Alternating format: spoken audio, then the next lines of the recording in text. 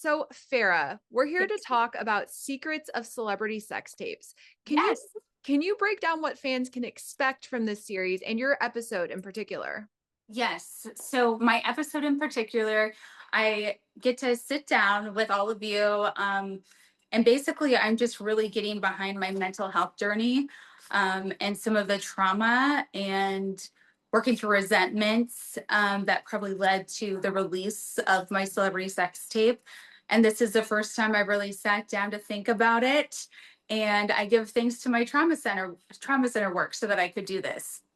And what drew you to this docuseries and why do you think that now was the right time for this particular project? I didn't choose the time. I'm just not self-willing it. I was approached by the production company. So I think Annie is just doing the right thing by talking about this between our cell phones, non-consent culture, women being blamed, men not having any consequences. I think there's just a good conversation that we can all learn from by coming together, looking back at history and being present in 2025 with everything. So yes, it's a good time. And I feel like you touched on some of these topics right with what you just said, but what do you hope that viewers take away from learning more about your story in particular? I hope that they can learn no matter if you have ups and downs in your life, you make mistakes, you hang out with the wrong people, you have poor influences, bad environments, that your past does not define you. Your present, you can still create whatever you want. You can still be whoever you want and never give up on your mental health and your happiness. So I really hope that that shines and, people just have a healthier and happier, intimate life. Hmm. And how did it feel to revisit this chapter in your life? I'm sure there was a lot of emotions that came up looking back on this. I had a lot of emotions. I was highly surprised with who was in the episode and commenting, or random people who said they worked with me that never did. But I think overall, I was just surprised by the growth and looking back at some of like these really old clips of me when I was very suicidal, very depressive, very in not a healthy, happy way, but just kind of going through a mental crisis. And I think that is the beauty of looking back at yourself and giving yourself some grace, some self compassion, and saying, hey, I really needed to improve on my self esteem. And here I am today, showing up the best I can and still working on myself. So it was a wow. I'm still wow. I'm still growing. I'm still growing up with everyone. So it's been a beautiful journey. And I know you just mentioned you were surprised at some of the people who were a part of the episode. Who were some of the people that surprised you the most? I think recently, because of like my comedy show, seeing Dr. Drew never mentioned that he showed up to do this. Also, I got to catch up with Dr. Jen. I saw Dr. Jen, who I got to do couples therapy with, Mhm. commented in there. And she also was like, oh, I forgot I even did that. My father, Michael's in there, to all the Teen Mom fans.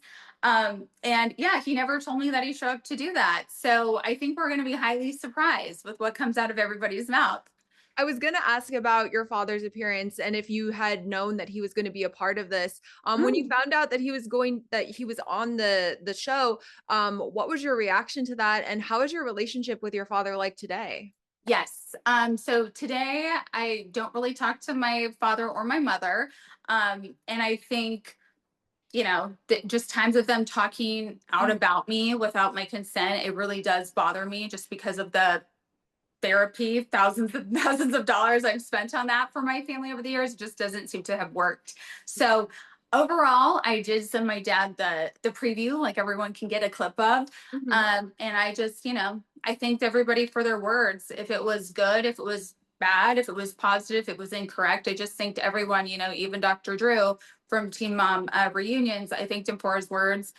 And yeah, I think everyone's entitled to their own opinion. But I think just listening to it straight from my mouth is probably the best thing. So, looking back, is there anything that you would want to change about your past, or is this just all part of your story that made you who you are today?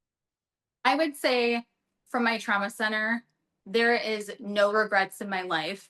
And I think being a survivor of your darkest days, your wildest moments that you've had to live through and gain agency over your life, that is something to never regret or feel bad about. I think that's something to empower yourself with and pick yourself up and keep moving forward on.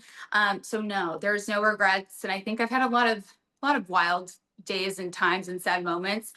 So I think living happily, being in my prime that I am today, that shows you the work that you invest in yourself and your mental health. It will really pay off. And so I just, big hug to everyone who's been along this journey with me. And I'm just so grateful for everyone's support and never giving up. And speaking of this journey, we followed you since you had your daughter, Sophia, and you have such a strong bond with her today. Have you had any conversations with her about the situation regarding this docuseries? Yes. I mean, I sent the link to my daughter as well. And I just Mhm. said, what do you think about this? I think she wanted to see more clarity because she was not there on set with me. She did not fly out to New York when I recorded this for the show. And so, she just had her thoughts of like they could have shown more of the full story rather than leaving it in kind of like a limbo and up in the air still. But Sophia knows the real story. She doesn't remember herself being with me along this story. So it was kind of good to show her, where it was and where it is today with everyone else. And could you talk a bit about your bond with your daughter? Because I feel like you have such a strong connection with her and like how you've been able to develop into this like such a strong mother-daughter relationship. Yes, I think, the only thing I can say is I definitely want to have her live her own life journey. And from my life, maybe just public school kid, I just knew like what was toxic for me. And I've kind of had her be homeschooled, automated school. And I think like that has what's kept us really, I think I always give this tip to parents. Never let other distractions get in between you and your child.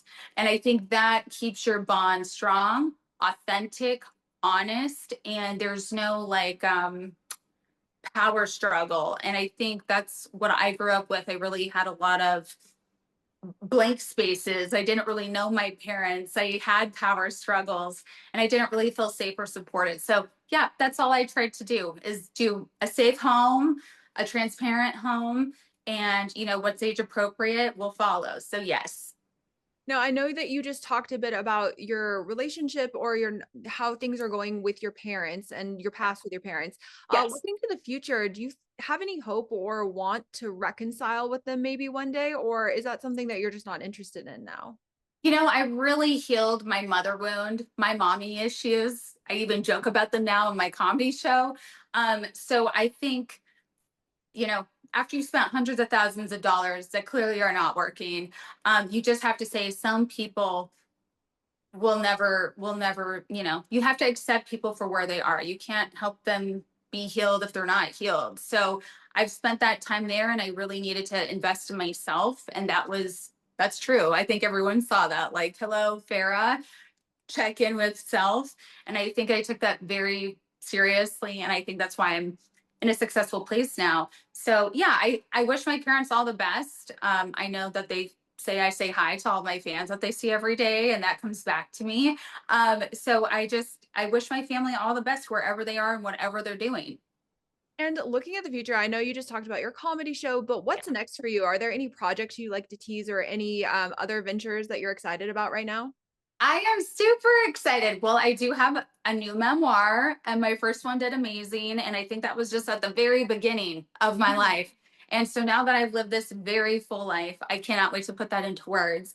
And also, Mrs. Sophia is doing her first book of her own. Oh my So, gosh. yeah, I cannot wait when the right time is to talk more about those things. But there's a little sneak peek for you. Okay, well, I'm excited to hear more about that when the Yes. timing is right.